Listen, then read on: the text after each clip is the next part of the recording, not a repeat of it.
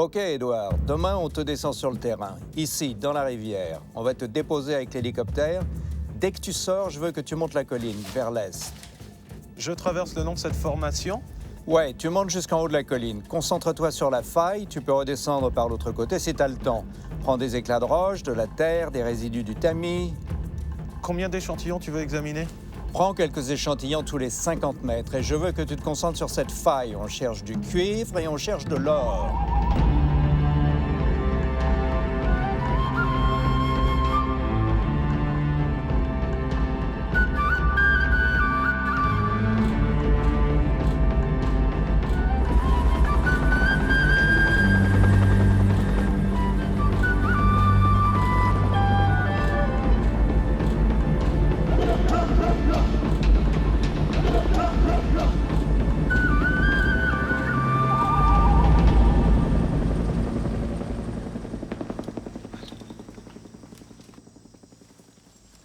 Sur les hauts plateaux isolés de Nouvelle-Guinée, des géologues sont lancés dans une chasse aux trésors classiques.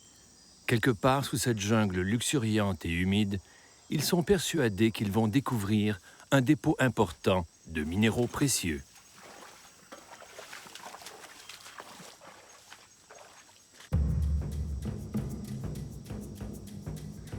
Tout joue contre l'éventualité d'une grosse découverte, mais des années de travail préparatoire systématique les ont conduits à cet endroit. Et chaque nouvelle journée sur le terrain leur apporte l'espoir de trouver ce qu'ils cherchent. De retour à la base, la récolte de l'exploration arrive sous forme d'échantillons du noyau de la roche. Pour chaque échantillon, on procède à une analyse de son magnétisme, de sa formule chimique et de son contenu minéral.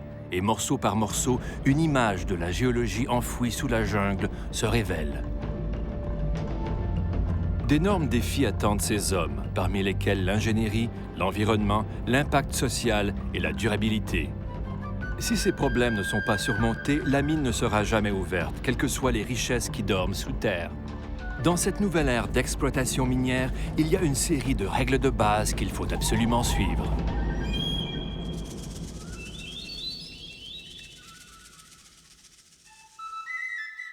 Le désert d'Atacama au Chili est l'un des endroits les plus secs au monde et l'un des plus riches en minerais de cuivre de la planète.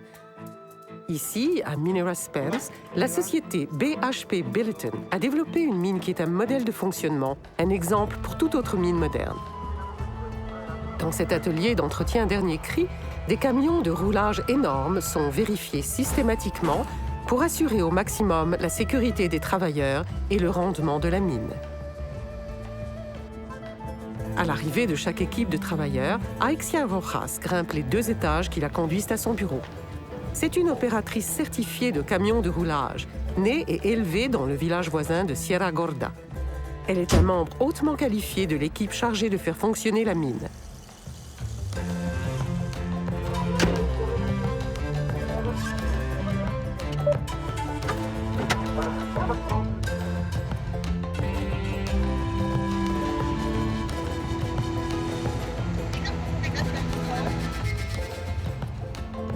Son travail consiste à manœuvrer son camion de 240 tonnes dans le puits de mine à ciel ouvert, où il est rempli de sa cargaison de minerais de cuivre.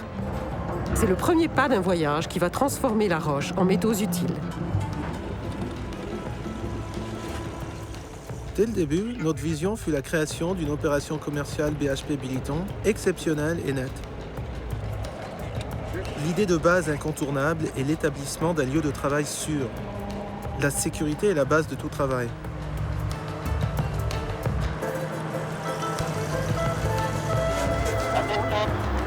Les camions déversent leur cargaison dans un broyeur qui est relié au moulin et à la raffinerie.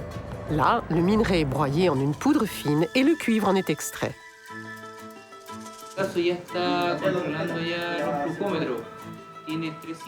La salle de contrôle principale permet aux travailleurs de surveiller toute l'opération de raffinerie. Le cuivre dissous est recueilli, concentré et versé dans de longs bassins où il subit un processus de purification appelé extraction par voie électrolytique.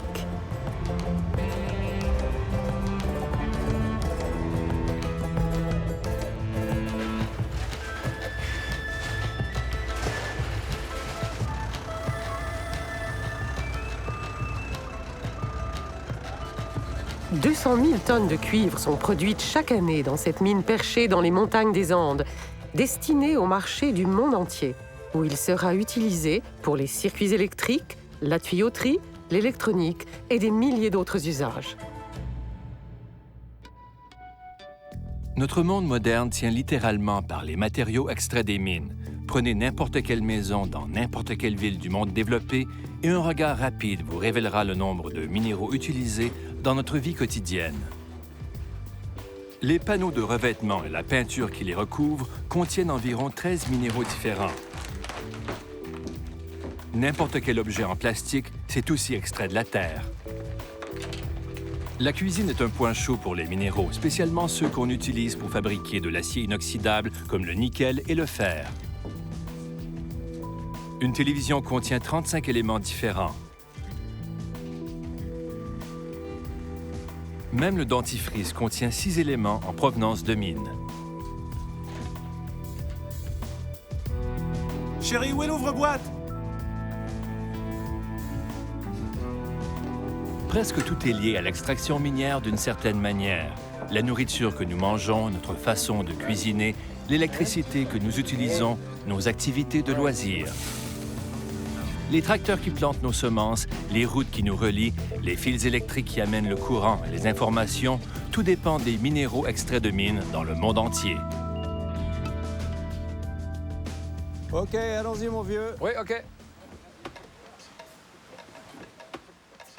Dans leur camion en mode tout-terrain, Greg Probst et Nanur Erelak de Freeport-McMoRan se dirigent vers les monts Jayawijaya en Papouasie, en Indonésie.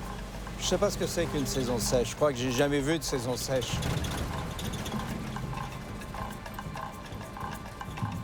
Leur destination est une mine légendaire qui est la plus grande mine d'or et de cuivre au monde.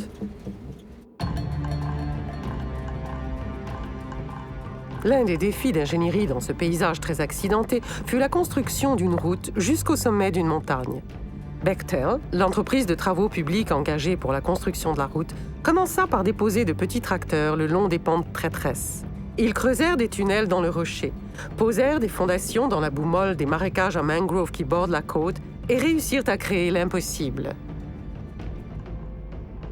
Avant d'atteindre la mine elle-même, la route passe par Tembagapura, une ville toute nouvelle qui a dû être construite spécifiquement pour les besoins de la mine, de ses travailleurs et de leurs familles. De là, la mine est encore très loin et la façon la plus rapide pour atteindre le sommet est de prendre l'hélicoptère. C'est vu d'en haut qu'on se rend compte de l'envergure de l'opération.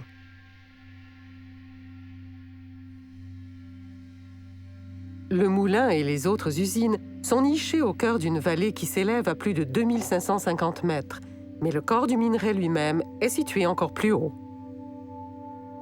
Pour atteindre la mine, on a construit le funiculaire le plus long du monde, d'une portée incroyable de 1,6 km du chantier jusqu'au dépôt de minerai. Le funiculaire atteint finalement le sommet, qui se trouve à plus de 4200 mètres d'altitude. Des milliers de tonnes d'équipements lourds ont été tirés et poussés le long de cette montagne pour bâtir cette mine dans les nuages. Il y a très peu de mines au monde qui ont réussi à surmonter les défis d'ingénierie que Grasberg a posés. Mais il existe fort peu de ressources minérales aussi énormes que celles de Grasberg. C'est littéralement une montagne de cuivre et d'or. Tout en continuant à s'attaquer aux défis d'ingénierie de cet endroit du monde complètement isolé, la mine développe parallèlement les ressources humaines locales, les Papous eux-mêmes. L'exploitation minière est un travail hautement qualifié aux multiples spécialisations. Pourtant, Freeport-McMoRan s'est engagé à augmenter le pourcentage de Papous locaux embauchés chaque année. À l'Institut Pertambangan, les Papous reçoivent l'entraînement spécialisé requis pour faire fonctionner la mine, particulièrement à une altitude extrême. De nouveaux opérateurs s'entraînent sur des simulateurs qui leur apprennent les techniques requises pour être plus productifs et leur permettent d'opérer sans danger pour eux ni pour les autres avant de s'asseoir au volant d'un camion de 360 tonnes. Freeport-McMoRan a déjà plus de 30 ans d'expérience dans l'opération d'une des plus grosses mines à ciel ouvert du monde. Mais les défis d'ingénierie changent, car Grasberg évolue vers une nouvelle phase d'exploitation minière en allant sous terre.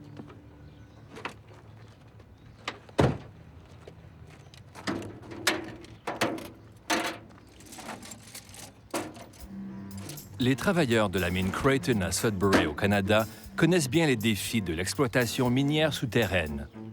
Depuis la découverte du premier dépôt de nickel ici, il y a plus d'un siècle, des centaines de mines ont été creusées dans la roche très dure du bassin de Sudbury, créant une communauté fondée sur le nickel qui repose sous ses pieds. Creighton est maintenant l'une des mines les plus profondes au monde et l'une des plus modernes. On crée une mine souterraine lorsque le minerai est enfoui trop profondément sous la surface de la Terre. Pour atteindre le minerai, on creuse un puits dans le sol, puis on creuse d'autres galeries en utilisant un équipement conçu pour assurer la sécurité de l'opérateur, tels des chargeurs télécommandés. Le complexe minier de Creighton est comme une ville souterraine qui ne dort jamais. Pourtant, même après un siècle d'exploitation, les géologues pensent qu'on peut encore y trouver du minerai. À cette station d'exploration souterraine Dernier Cri, les géologues et les géophysiciens utilisent des outils sophistiqués, leur permettant d'étudier la roche plus profondément. Si les choses se déroulent comme prévu, la nouvelle expansion souterraine doublera la quantité de minerai, ajoutant pas mal d'années de productivité. Ces nouvelles sont excellentes pour Sudbury, où de nouvelles découvertes se traduisent par une prospérité accrue. Après 100 ans d'expérience, la ville est très versée dans l'art des relations complexes entre la mine et la communauté locale.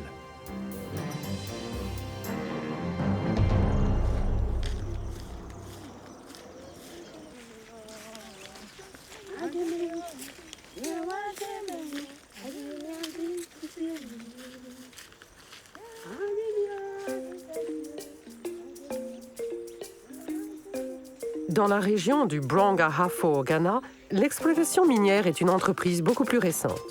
La plupart des habitants sont des fermiers, et bien que selon la plupart des critères, la région ne soit pas riche, les communautés ici sont bien établies, avec les mêmes coutumes et le même mode de vie depuis des générations.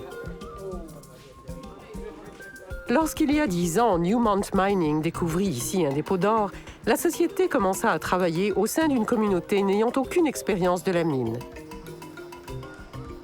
On réalisa que la construction d'une mine à Ahafo signifiait un énorme changement dans le mode de vie. Donc, avant de commencer, la première question pour Newton était « Comment une mine allait-elle profiter aux habitants de la région ?» Quand une compagnie minière propose la création d'une mine dans n'importe quel pays, elle doit accomplir un travail de préparation correct. Et cela signifie développer une relation de travail avec les locaux. Newmont comprit que les clés de la réussite d'un projet étaient de communiquer régulièrement avec la communauté, d'être transparent et d'être à l'écoute des préoccupations des gens. Considérant la surface de terrain requise, l'une des préoccupations de la communauté était l'impact que la mine aurait sur l'agriculture, le principal mode de vie à Ahafo. Un certain nombre d'emplois au sein de la mine seraient bien sûr disponibles, mais éventuellement le minerai dans le sol viendrait à manquer. Newmont décida d'aider les locaux à développer des techniques qui leur permettent de remplacer le travail de la terre par d'autres façons de générer des revenus. En association avec des organisations ghanéennes gouvernementales et privées, le programme de perfectionnement de vie et d'habilitation de la communauté fut créé, un programme de formation et d'éducation au sein de la communauté.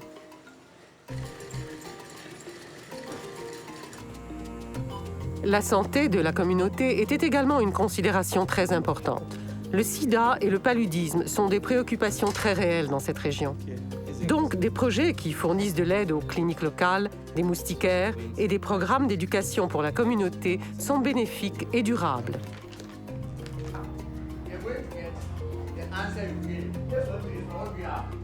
Bien que les défis ne cessent d'augmenter à Ahafo, il ne s'agit pas seulement de rochers et de trous. L'engagement de construire une mine autour et pour les gens est bien là.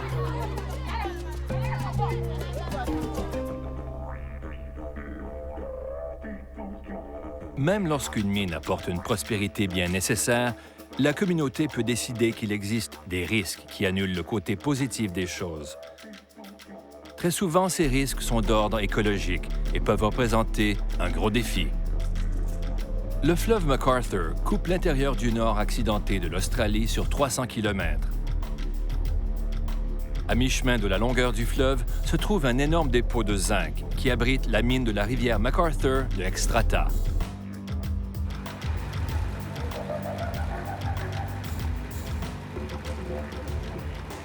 On a planté plus de 25 000 arbres l'an dernier en octobre, pendant la saison des pluies. Ça suffit pour Gary les faire Taylor démarrer. est le directeur de l'environnement chez Xstrata, chargé du contrôle de l'impact de la mine sur le fleuve.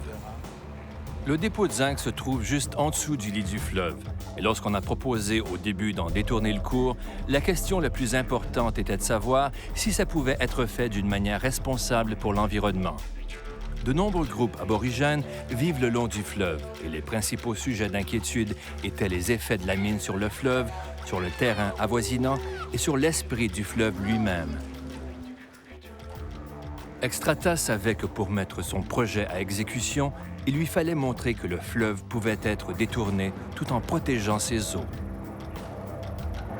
Bonjour, comment ça va? Très bien. Pas mal, et toi? Belle Gary journée? et son équipe ont soigneusement étudié la biodiversité du fleuve pour que son nouveau lit soit aussi proche que possible de l'état naturel. Avec l'aide d'experts locaux, des plantes et des semences indigènes furent rassemblées et cultivées pour être plantées dans et autour du nouveau lit du fleuve. Du point de vue de Gary, le nouveau lit du fleuve est une œuvre d'art, soigneusement sculptée pour créer l'écosystème unique que l'on trouve dans un fleuve naturel, y compris les obstacles faits de rochers et de troncs d'arbres. L'eau est constamment contrôlée par Xstrata et par des agences gouvernementales et non gouvernementales, et les résultats sont communiqués au public. Le VO est de 9,69 9,69, et le pH 8,1. 8,1. La mine du fleuve McArthur est juste un exemple des efforts extraordinaires qui sont faits dans le monde entier pour réduire l'impact sur l'environnement à l'emplacement des mines.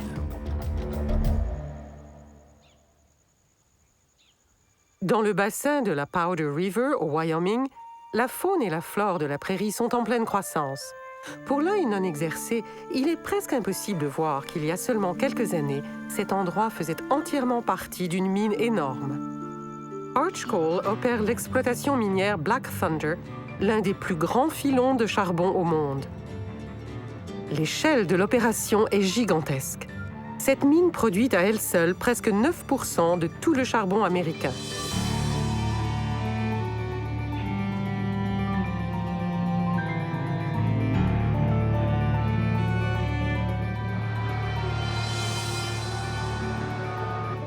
La plus grosse partie est de qualité supérieure, idéale pour son utilisation dans la nouvelle génération d'usines alimentées au charbon propre, construites sur tout le continent et dans le monde entier. Presque 40% de l'électricité du globe est produite par le charbon. De nouvelles technologies comme la capture du méthane et la gazéification liquide diminuent l'émission de gaz à effet de serre. De futures technologies, telles la capture et la séquestration du carbone, promettent d'éliminer encore plus l'émission de carbone du traitement du charbon. Le filon exploité par Black Thunder est enfoui sous presque 60 mètres de terre et de rochers qui doivent être enlevés pour accéder au charbon. Cette surcharge est utilisée lors du processus de reconversion qui a été soigneusement organisé dans tous ses détails avant même l'ouverture de la mine.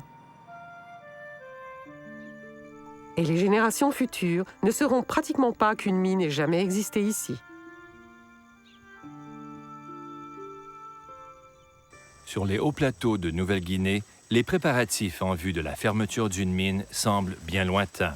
En dépit de résultats géologiques excellents, il y a de nombreux obstacles à surmonter, y compris la viabilité économique, l'impact environnemental, les défis d'ingénierie et les problèmes sociaux, avant que le chantier puisse prendre sa place parmi les nouvelles mines du 21e siècle. L'exploitation minière est une entreprise mondiale qui emmène des hommes et des femmes dans des endroits de la planète aux conditions extrêmes et à l'écologie très sensible, où ils vivront au milieu de peuples aux coutumes variées. À chaque endroit, des défis uniques exigent d'eux un effort énorme, une passion, une créativité et une intégrité leur permettant d'organiser et de créer une mine durable, sensible au contexte local. Les produits extraits de la terre touchent à tous les aspects de nos vies, et les efforts en cours pour découvrir et développer de nouvelles ressources sont essentiels au bien-être de notre monde moderne. Dans l'exploitation minière d'aujourd'hui, où les défis sont complexes, les solutions exigent une réflexion intelligente de la part de gens issus de domaines très variés. Cependant, ces défis en valent la peine. Les méthodes de viabilité évoluent continuellement. On les applique, puis on les adapte, en élevant les normes à de plus hauts niveaux et en s'assurant que les citoyens de notre planète bénéficient des bienfaits de l'exploitation minière dans le monde moderne.